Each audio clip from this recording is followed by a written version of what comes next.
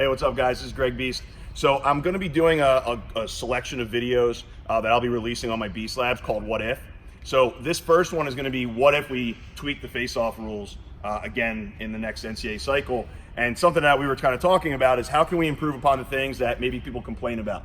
This isn't an endorsement or saying it should be. We're just kind of throwing ideas out there, and we just kind of want to see the comments section and see what you guys think. So we're going to go over a what if we tweak the face-off rules, and we're going to give you guys a couple small adjustments, and we just kind of want to see what you guys think. All right, so what if when we went down, instead of having guys face off with the middle of the pocket, we lined it up shooting string to shooting string. The ball's already down. The players line up. They go shooting string to shooting string. When the ref comes over, he says set, puts his hands over the ball, backs out and blows the whistle. Now, if he says set and he sees anything wrong, players touching plastic, anything on the midline, he blows it dead right away and gives it to the other player. Or if he says set, backs out, everything's good, when he blows the whistle, whoever wins the clamp can pull it directly out. They have one step, just like the NCAA rules. No ball in the back of the stick, everything's clean. If they do happen to tie up, which will be extremely hard when you line up this high up on the plastic, and that's the reason we would do it. So if the two players went down, they lined up shooting string to shooting string, set, and then let's say that they tie up on the whistle, go. The referee would then give a 10 count with his hand. 1, 2, 3, 4. Now obviously that's a very long time, but after 10 seconds, if they're both still locked in, he blows it dead and gives it to alternate possession. So basically what you've got is you've got like a quarterback pocket clock going, and both players know that after 10 seconds it gets blowed dead. And what that does is it makes both players have to hustle and try to actively get the ball out rather than just sit there on their knee and just buy time. So now what we've done, if we do these rules, is we've taken the face-off, we've made it faster on step 1.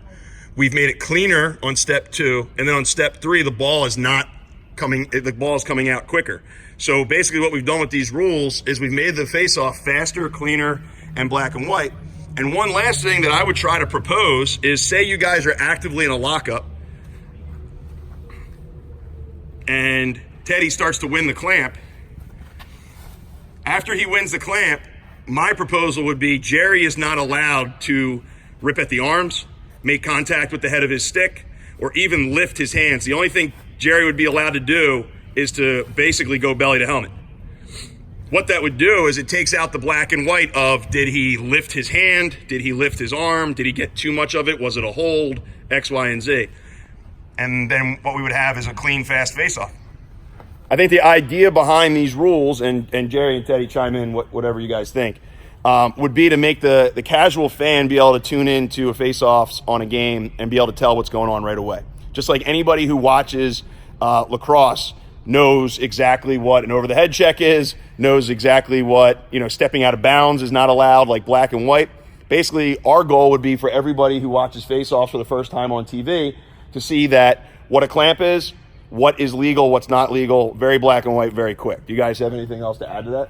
Yeah, I think this dumbs down the position a little bit, brings athletes back to the spot. You can throw a midfielder out there and he'll be able to scrap up if your face-off guy goes down.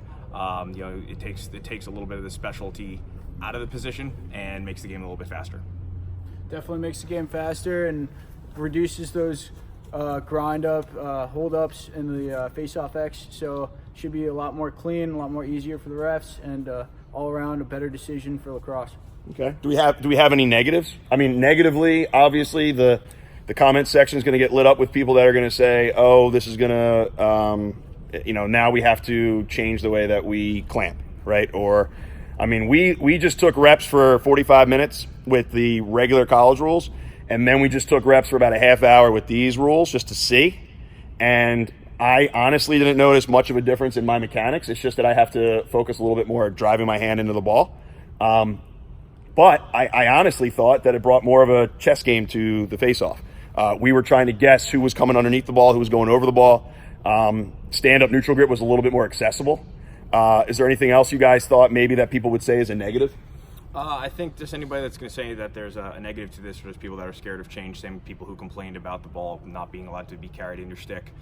Just like with any rule change, whether it's your pocket, the head's changing, what have you, you just have to adapt and dominate. I like that. I think a lot of people are going to be upset just because any changes that come to the table, they don't want to adapt as well, just like Jerry was saying. But at the same time, we have to make sure that we keep face-off players constantly adapting, constantly moving forward in the right direction, away from injuries, and make sure that face-off players work as hard as they can to define their craft and try their best at the X and get it out cleanly and as quickly as possible and show their athleticism and their training through the way that they win the ball. Yeah, I think obviously there's going to be positive and negatives, and that's why we're doing these videos.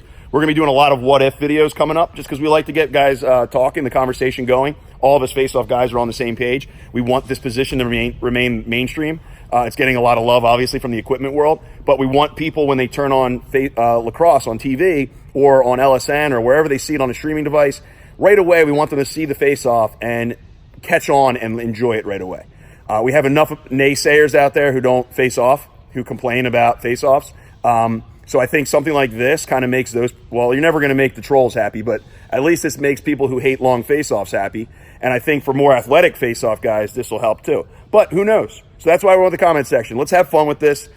Please don't anybody get too upset and start complaining and sounding, like you're crying about it. We're literally making this video as a what-if. So give us some ideas. If you guys comment, we also want an idea. What would you do? What would you change about face-offs?